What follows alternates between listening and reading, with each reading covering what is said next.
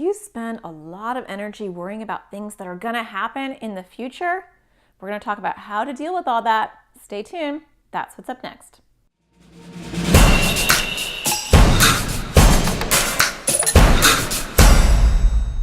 Hi, my name is Natasha Daniels. I make videos for kids with anxiety and OCD. Today I want to talk to you about a technique that I use a lot in my house, in myself, and with the kids in my practice. And most of us who are struggling with anxiety worry about what will happen. What will happen if, but also what will happen in the future. And so sometimes something's going to happen in the future, and it's not a what if thought. It's not a, maybe the sky will fall one day.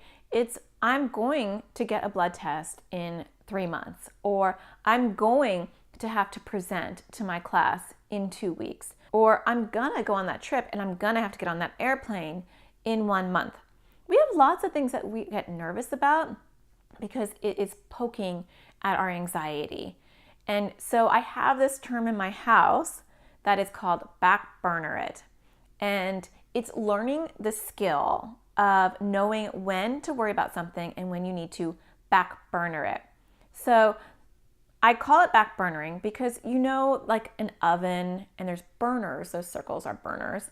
And when we just want to keep something warm but we're not cooking it in the moment, we put it on the back burner because we're not dealing with it. We're just keeping it warm so that we can deal with it later. Our fears are very much the same. We don't need to deal with all our fears at one go. In fact, that's so overwhelming, it can cause a lot of panic and anxiety. And what a waste of energy to worry about something that's going to happen in 2 weeks, every single day for 14 days until the day that it happens.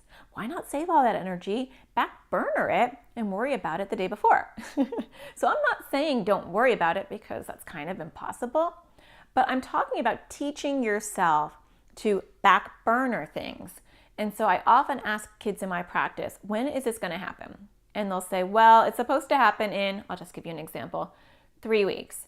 And I say, okay, you don't need to worry about this for 3 weeks. You can worry about this maybe, what do you think, a day before, the night before? When do you think is a good time to schedule in your worries?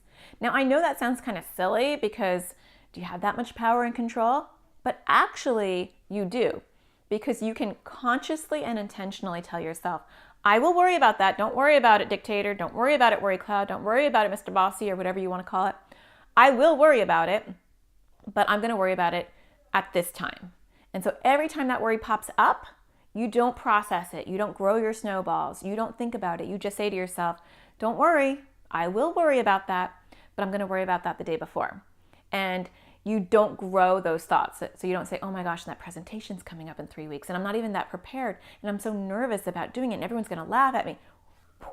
You're growing those, what I call snowballs. That's from another video. Don't grow your snowballs, right? You're going to have the thought, oh my gosh, my presentation is in 3 weeks. Yep, it's in 3 weeks. I'm back burnering that. I will give it so much energy and so much worry the day before. It doesn't mean that you don't work on it. So if it's a presentation, you work on it. I'm not saying wait until the night before to actually do it. But a lot of times we worry about things that have nothing to do with preparing or just worrying. It's wasted energy. So every time you have a worry, it pops up and you just say, nope, I'm back burnering it. Funny how anxiety is okay a lot of times with you rescheduling your anxiety worries. I do this all the time. I had something big coming up recently and I was getting nervous about it. And I kept saying, back burner it. It's not coming up yet. Back burner it. And it would come up often, but I would often say back burnering it. I wouldn't let myself go down that rabbit hole. And then funny enough, the day that I was actually ready to worry about it, I woke up really calm and it didn't bother me. Now, I'm not saying that's always going to happen to you, but it is kind of a magical thing that often happens when you back burner things enough. So try that next time. How many things are you currently worrying about that are not happening for quite a while? Tell your anxiety, don't worry, I got this. I'll worry about it, but I'm back burnering it for now. I hope that helps a little bit. And I will talk to you again next Thursday. Don't forget to find the sparkle in everything you do. Take care.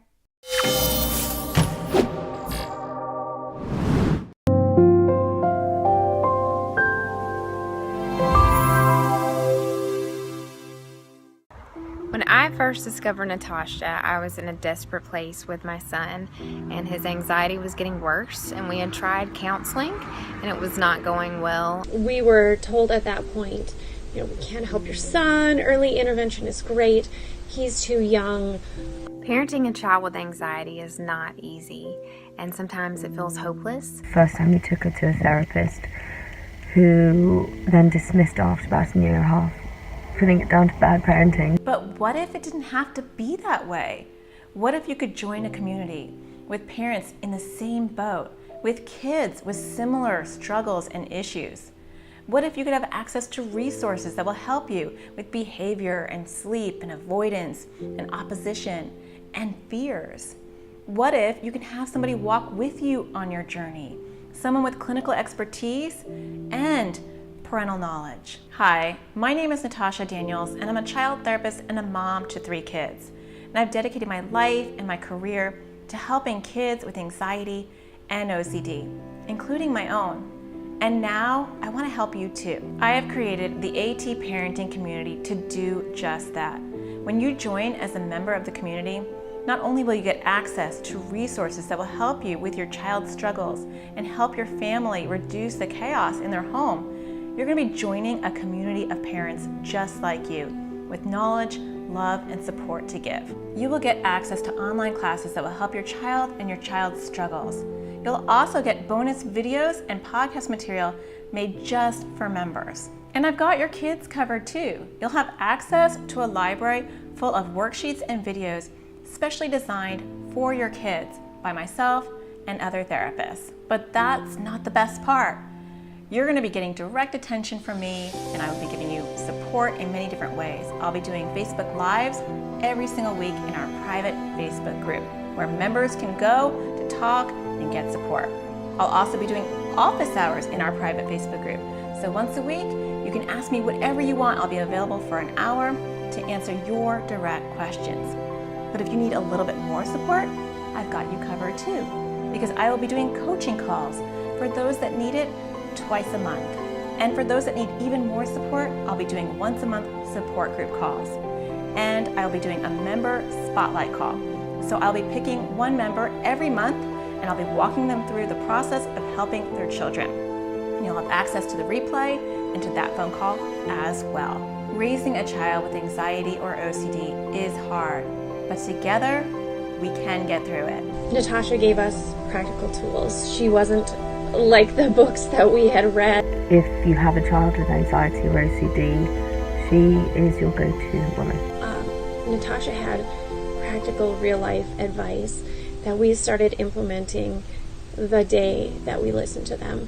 In a desperate time in my journey with my son, she has been a lifesaver. Her resources have given me hope, they've given me tools and support, and they're some of the best resources you can find out there for anxiety and OCD.